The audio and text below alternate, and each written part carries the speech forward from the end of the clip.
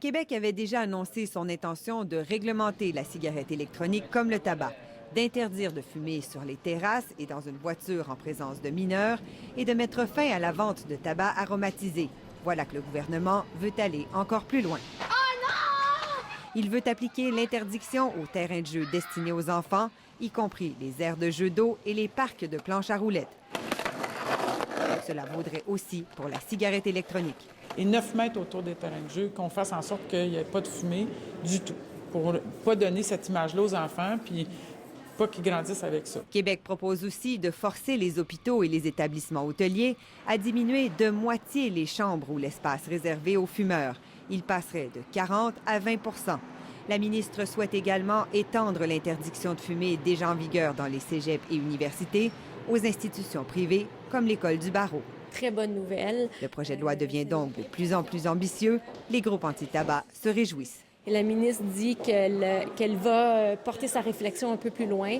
Donc, on est très confiants par rapport à ce projet de loi. C'est bien, dit l'opposition officielle, mais le projet de loi pourrait encore être bonifié. Comme l'Australie l'a fait, Québec pourrait notamment imposer l'emballage neutre qui force les compagnies de tabac à éliminer leur logo du paquet de cigarettes et à le rendre moins attractif. Il y a un amendement sur la taille des mises en garde, mais ça ne suffit pas. On le sait que ça marche, l'emballage neutre. De la même façon, nous, on dit que ça prend un moratoire pour les nouveaux produits de tabac. Et Julie, c'est un projet de loi qui fait quand même pas mal consensus, ce qui est assez rare à l'Assemblée nationale. Oui, bien, traditionnellement, on est habitué ici à l'Assemblée nationale que lorsqu'un projet de loi est déposé, ça suscite de longs débats. Je vous donne en exemple le projet de loi 20 qui pourrait être adopté la semaine prochaine.